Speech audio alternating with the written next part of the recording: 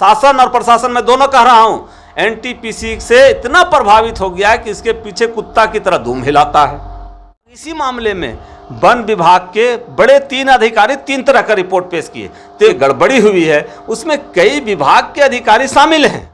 अवैध खनन, गैर कानूनी, गैर नियम काम करने में इस क्षेत्र के शासन प्रशासन की भूमिका संदिग्ध है और इस पर हम नागरिक अधिकार मंच, एडवोकेट अनिरुद्ध कुमार एवं पूरे साथियों के तरफ से इन सभी लोगों के ऊपर विधि सम्मत कार्रवाई करने की मांग करते हैं। और जब तक ये मांग नहीं पूरा होगा, एनटीपीसी को रिजेक्ट नहीं किया जाएगा, हम लोग का पूरा लड़ाई चलता रहेगा। 1200 करोड़ की बात नहीं है।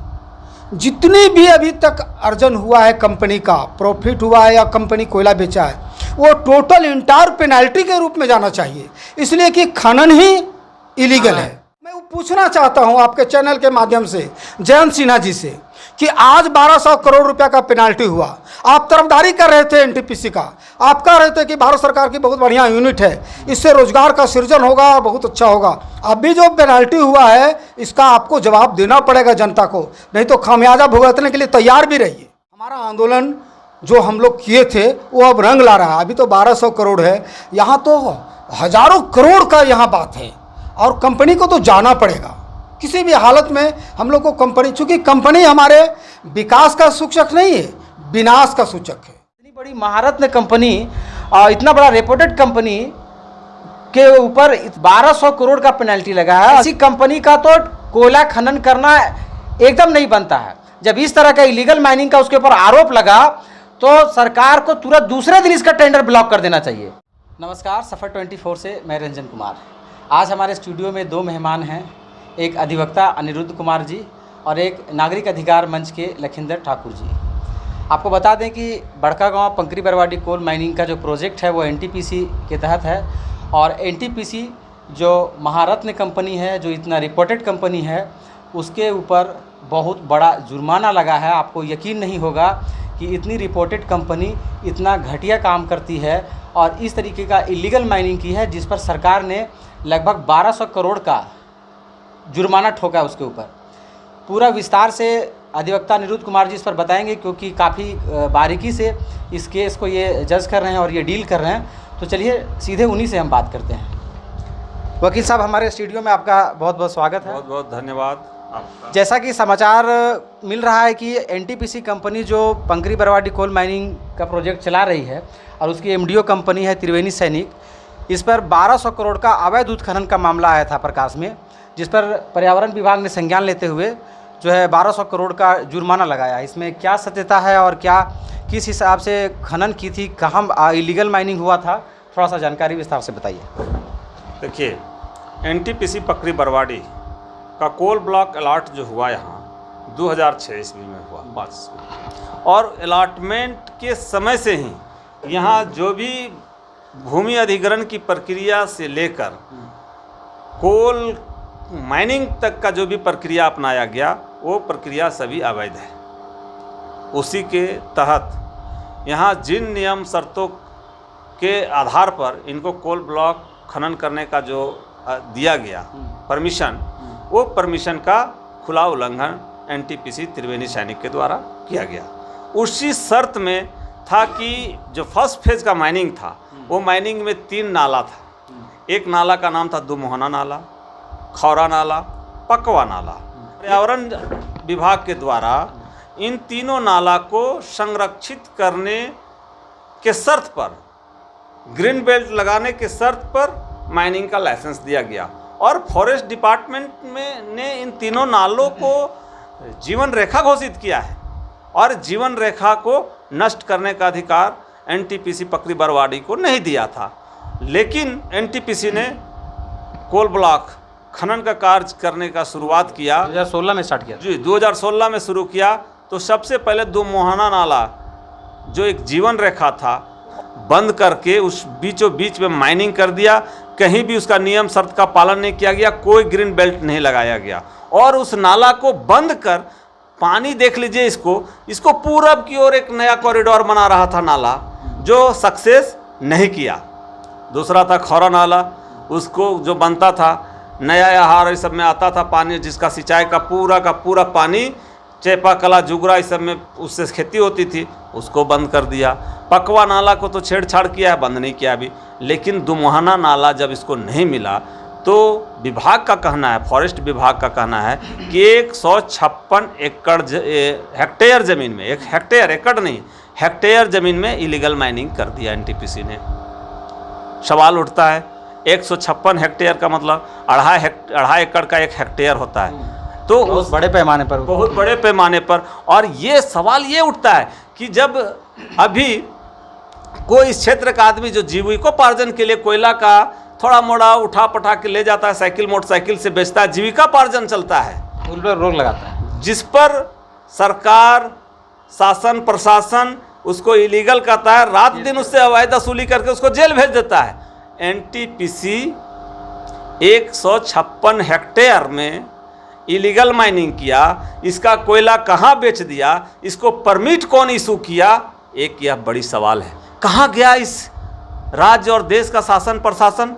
किसी ने इतना बड़ा घोटाला को आज तक उजागर नहीं किया, ना ही कोई कहा कि इस पर जांच किया जाए। बल्कि इतना ही नहीं, इस देश, इस क्षेत्र के शासन प्रशासन, शासन और प्रशासन मैं दोनों कह रहा हूँ, एनटीपीसी से इतना प्रभावित हो गया है कि इसके पीछे कुत्ता की तरह धूम हिलाता है। दावा है कि ये 1200 करोड़ का नहीं है, ये तो हजारों हजार करोड़ में जाएगा ये गड़बड़ियाँ। चूँकि यहाँ यानी अभी भी जो घोटाला है उसमें लिपापोती हो रहा है। जी बिल्कुल, ये 1200 करोड़ हमको खुश करने के लिए कहा जा रहा है, यहाँ इस क्षेत्र के नागरिकों को खुश करने के लिए कहा जा रहा है कि हमने पकड़ लिया। लेकिन ऐसी बात नहीं है। एनटीपीसी हर एक क्षेत्र में जहाँ से शुरू हुआ है और अभी तक हर एक क्षेत्र में गैर नियम से ये सारा संचालित कर रहा है। इतना बड़ा जो इलीगल माइनिंग हुआ उसमें एक आम आदमी, कहिए मंटू सोनी एक आम आदमी ही हैं, और उनकी ये नज़र पड़ी और आप लोगों ने इसे आगे सूचना के मार्फत से सरकार तक पहुंचाया, तभी तो इतना बड़ा कार्रवाई हुआ। जी, और ये जो एक्शन सरकार की ओर से लिया गया है, जिसमें आप कह रहे हैं कि 1200 करोड़ नहीं हज़ारों करोड़ का मामला है, तो इस पर फिर से आप लोग आगे पेपर दायर करेंगे कि इसका और गहनता से जांच करना चाहिए, क्योंकि इस घोटाले में कुछ ना कुछ लीपापोती हो रहा है। जी, मेरा कहना ये है कि अभी भारत सरकार के टीम ने 1200 करोड़ रुपए का गड़बड़ी पकड़ा है, और इसका गड़बड़ी नहीं है, उसके लिए पेनल्टी लगाया है। इसके पूर्व आप जान लीजिए कि इसी मामले में वन विभाग के बड़े 3 अधिकारी 3 तरह का रिपोर्ट पेश किए। तो ये बड़े प्रमंडल के अधिकारी हैं वन विभाग के, इनकी संलिप्तता है कि नहीं, इसमें 3 तरह का रिपोर्ट प्रस्तुत किया। एक गड़बड़ी में जितने लोग शामिल हैं वो सभी पर एफआईआर हो, जेल जाए, ये लोग केस लड़े, और एनटीपीसी जो अवैध रूप से खनन कार्य चला रही है उसका कंपनी उसका कोल ब्लॉक को रिजेक्ट करे। जब तक रिजेक्ट नहीं होगा हमारा आंदोलन, हमारा कार्रवाई रुकेगा नहीं। हाई कोर्ट, सुप्रीम कोर्ट में चलता रहूँगा। हमारा टीम जो है, हम लोग जो नागरिक अधिकार मंच बनाए हैं, मंटू सोनी भी मेरा उसका एक सदस्य है, और हम लोग का जो टीम है इसमें कई लॉयर, कई विद्वान लोग भी हैं। इसका हम लोग का लड़ाई जारी रहेगा, चाहे वो कानूनी लड़ाई है और ज़मीन पर लड़ाई है। मैं दोनों तरह की लड़ाइयाँ लड़ते रहेंगे। चूँकि अवैध खनन, गैर कानूनी, गैर नियम काम करने में इस क्षेत्र के शासन प्रशासन की भूमिका संदिग्ध है, और इस पर हम नागरिक अधिकार मंच, एडवोकेट अनिरुद्ध कुमार एवं पूरे साथियों के तरफ से इन सभी लोगों के ऊपर विधि सम्मत कार्रवाई करने की मांग करते हैं। और जब तक ये मांग नहीं पूरा होगा, एनटीपीसी को रिजेक्ट नहीं किया जाएगा, हम लोग का पूरा लड़ाई चलता रहेगा। देखिए, अधिवक्ता है, नागरिक अधिकार मंच के सदस्य भी हैं। हमारे साथ एक और व्यक्ति हैं, नागरिक अधिकार मंच के सदस्य हैं, और काफ़ी दिनों से एनटीपीसी जो कोल खनन परियोजना चला रही है बड़कागांव में, इसके अवैध कामों को, अवैध उत्खनन हो गया या फिर पर्यावरण को जिस तरीके से नष्ट किया जा रहा है, लोगों को अधिकार नहीं दिया जा रहा, ये लंबे समय से लड़ाई लड़ रहे हैं, जेल भी गए हैं। चलिए इनसे जानते हैं कि हमको ये बताइए कि एनटीपीसी इतनी बड़ी कंपनी है और इस पर सरकार पेनाल्टी लगाई है 1200 करोड़ का, इतना मतलब समझिए गैर जिम्मेदाराना काम किया है, तभी तो इतना बड़ा पेनाल्टी लगा है। तो इस गैर जिम्मेदाराना काम के लिए इतनी बड़ी कंपनी को आप किस नज़रिए से देखते हैं, इसमें कुछ बताइए। सबसे पहले तो मैं ये बता दूं कि एनटीपीसी का जो अभी कोल खनन हो रहा है पकरी बरवाड़ी प्रोजेक्ट में, ये बिल्कुल अवैध है। और इसलिए मैं कह रहा हूँ कि वन अधिकार अधिनियम का जो शेड्यूल जो है, जो धाराएं हैं, उसमें ये कहा गया है कि कोई भी परियोजना अगर लगेगा वन क्षेत्र में तो सरकारी परियोजना में 70% और गैर सरकारी परियोजना के लिए 80% जनता का कंसेंट आवश्यक है। ग्राम सभा का कॉन्सेप्ट है इसमें दिया हुआ, लेकिन ये ग्राम सभा हुआ ही नहीं और एनटीपीसी बिना ग्राम सभा किए ये खनन किया। चूँकि मेरा ये कहना है 1200 करोड़ की बात नहीं है, जितनी भी अभी तक अर्जन हुआ है कंपनी का, प्रॉफिट हुआ है या कंपनी कोयला बेचा है, वो टोटल इंटायर पेनल्टी के रूप में जाना चाहिए, इसलिए कि खनन ही इलीगल है, हाँ अवैध है, खनन लायक क्षेत्र ही नहीं ना। एक बात बताऊं कि जब हम लोग चिता सत्याग्रह यहाँ पर किए थे इस कंपनी के खिलाफ में, उस समय तत्कालीन जो डीसी थे श्रीमान मुकेश कुमार, उन्होंने लिख के दिया था, हम लोगों की बात को माना था कि आपका मांग जायज़ है। मांग हमारा क्या था? हमारा मांग 3 तरह का था जनता का। एक तो मांग ये था कि हम लोग किसान हैं, हम लोग किसी तरह का टेक्निकल काम जानते नहीं हैं, खेती करना जानते हैं, तो आप हमारी ज़मीन ले लीजिए, यदि देश हित में कोयला का ज़रूरत है तो हमारी ज़मीन ले लीजिए, बदले में ज़मीन दे दीजिए दूसरे जगह। अगर ये नहीं कर सकते हैं तो आप कम से कम हम लोग को 20% रॉयल्टी दे दीजिए, आपका प्रॉफिट होता है किसानों को दे दीजिए, हमको, हम अपना रोजगार कर लेंगे। तीसरा ऑप्शन दिए थे कि हमारा जितना भी परिवार है, बाल बच्चा, सबका जिम्मेवारी ले लीजिए। 3 शर्त रखे थे कंपनी के पास और हम लोगों का वो त्रिस्तरीय मीटिंग हुई थी जिसमें जनता के प्रतिनिधि, विधायक, सांसद यहाँ पर थे और सरकार की ओर से डीसी और एसपी सब कमिश्नर वगैरह बैठे थे और जनता के पास, और हजारीबाग में मीटिंग हुई थी। उसमें एक प्रवक्ता की तरह हमारे माननीय सांसद, कहने में हमें कोई परहेज नहीं है, जयंत सिन्हा जी प्रवक्ता के जैसा ही बोले थे कि आप लोग अभी ऐसा कर रहे हैं तो जितना पैसा एनटीपीसी का लिए है वापस कर दीजिए। मैं वो पूछना चाहता हूं आपके चैनल के माध्यम से जयंत सिन्हा जी से कि आज 1200 करोड़ रुपया का पेनाल्टी हुआ, आप तरफदारी कर रहे थे एनटीपीसी का, आप कह रहे थे कि भारत सरकार की बहुत बढ़िया यूनिट है, इससे रोजगार का सृजन होगा और बहुत अच्छा होगा। आप जवाब दें, आप मौन नहीं रहे। अभी जो पेनाल्टी हुआ है इसका आपको जवाब देना पड़ेगा जनता को, नहीं तो खामियाजा भुगतने के लिए तैयार भी रहिए।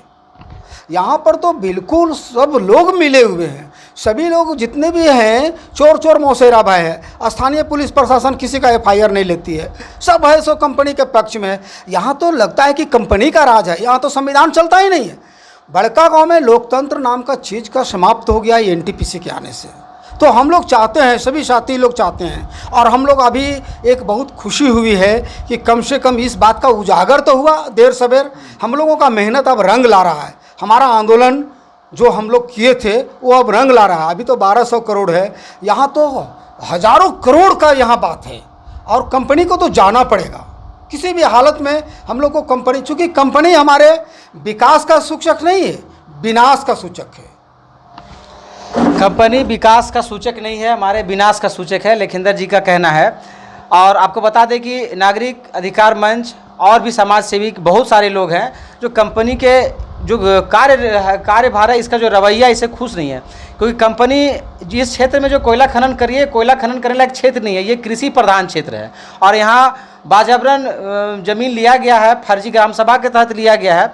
इसका हमेशा से लोग विरोध करते आ रहे हैं और आज देखिए कि बड़ा ही विडम्बना है कि इतनी बड़ी महारत्न कंपनी और इतना बड़ा रेपुटेड कंपनी के ऊपर इतना इलीगल माइनिंग का जो पेनल्टी लगा है, 1200 करोड़ का पेनल्टी लगा है। अधिवक्ता का कहना है कि हज़ारों करोड़ का किया, ये तो लीपापोती हो रहा है।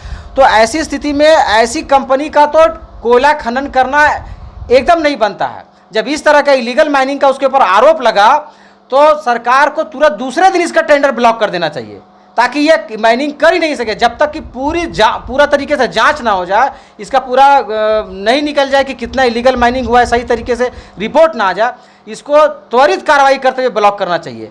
और तो और ये कृषि प्रधान क्षेत्र है, माइनिंग का क्षेत्र है ही नहीं, इसका टेंडर को भी रद्द करना चाहिए, ऐसा नागरिक अधिकार मंच के सदस्य कह रहे हैं। अब आगे देखते हैं कि इस पर और क्या कार्रवाई होती है। अधिवक्ता का कहना है और नागरिक अधिकार मंच के लोगों का ये कहना है कि हम लोग छोड़ेंगे नहीं, जब तक कंपनी को यहाँ से भगाएंगे नहीं, छोड़ेंगे नहीं।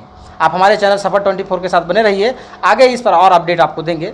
तब तक के लिए नमस्कार, धन्यवाद।